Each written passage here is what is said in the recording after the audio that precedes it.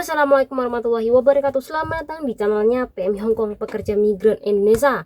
Kali ini channel ini akan menyajikan berita secara internasional kepada kawan-kawan semuanya. Nah, berita internasional ini tidak hanya terjadi di Indonesia tentunya, pasti juga di negara Hongkong, penempatan kawan bekerja, dan ini juga disiarkan oleh diinformasikan oleh beberapa link-link orang lokal ya, dan ini wajib kawan-kawan ketahui, dan tentu nggak hanya di Indonesia, Hong Kong, namun juga di negara lainnya, yaitu tentang WA. Oke, kawan-kawan mungkin dari kemarin ya, karena memang isunya ini terjadi sejak awal Januari 2021 dan baru dimulai atau diterapkan yaitu bulan Februari 2021, yaitu mengenai kebijakan privacy baru pada WA Anda yang harus Anda setujui. Jika Anda tidak menyetujui, maka pihak dari WA itu akan terus memberikan notifikasi peringatan bahwa Anda harus setuju. Jika Anda memilih untuk tidak setuju, tetap aja nanti akan ada pemberitahuan Anda harus setuju, Anda harus setuju. Jika Anda tidak setuju sesuai dengan waktu yang sudah ditetapkan oleh pihak WA, maka pihak WA nanti akan membatasi fungsi chattingan Anda, bahkan tidak bisa digunakan. Artinya Anda tidak bisa menggunakan SMS atau SMS ke orang lain. Kemudian yang kedua, Anda tidak bisa melihat daftar chat Anda di WA. Itu yang kedua. Namun Anda masih bisa menggunakan untuk telepon atau untuk video callan pengguna lainnya. Nah, kalaupun Anda sudah diberikan notifikasi berkali-kali namun tetap Anda tidak melakukan atau tidak menyetujui atau mengabaikan, pihak WA ini bisa saja menghapus aplikasi Anda. Nah, kita nggak tahu sampai kapan ini ya. Ini yang diinformasikan oleh pihak WA, dan ini juga kemarin pertengahan bulan Mei juga dibahas di Hong Kong itu sendiri. Nah, kenapa sih kok rame banget membahas masalah ini? Karena mereka itu takut kalau pihak WA ini membocorkan data Anda, percakapan Anda kepada pihak FB.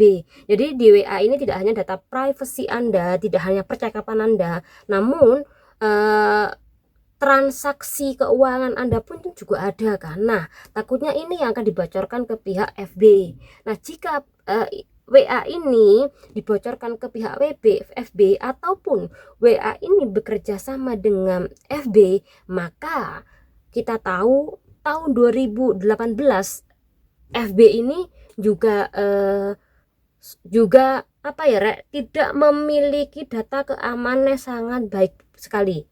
Jadi FB ini tahun 2018 saja, ini 2018 dia itu bocor penggunanya atau yang punya Facebook ini bocor sebanyak 80 juta ya Rek. Dan di Indonesia sendiri ini sampai 1 juta lebih juga bocor penggunanya oleh pihak Facebook.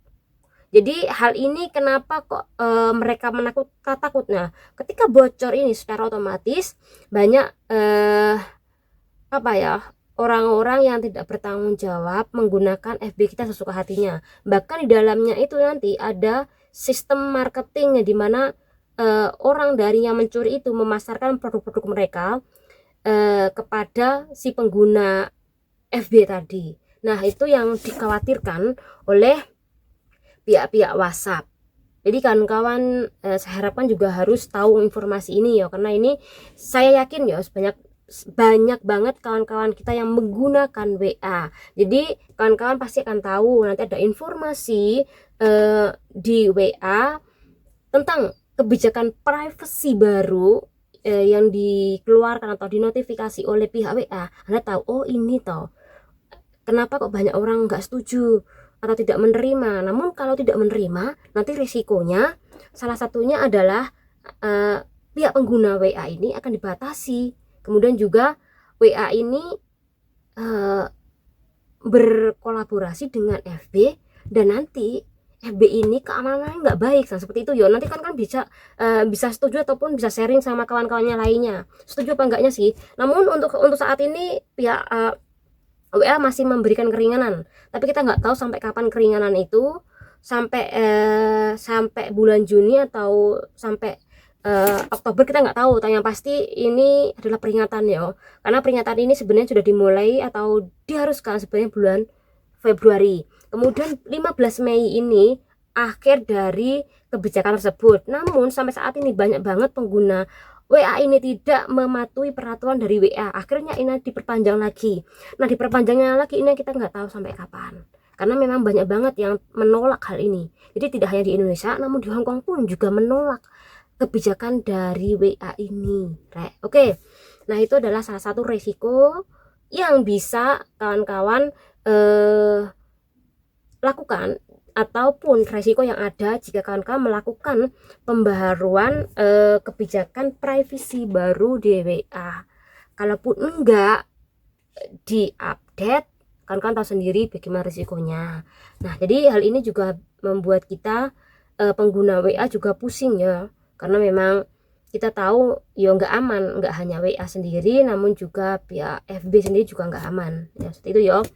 Nah, itu adalah salah satu informasi yang memang seharusnya kawan-kawan harus tahu, dan ini bisa membuat kita tahu informasi apa sih yang lagi update-nya di negara Indonesia ataupun negara Hong Kong. Jadi kalau informasi baru ini buat pengetahuan kita semuanya. Semoga bermanfaat. Wassalamualaikum warahmatullahi wabarakatuh.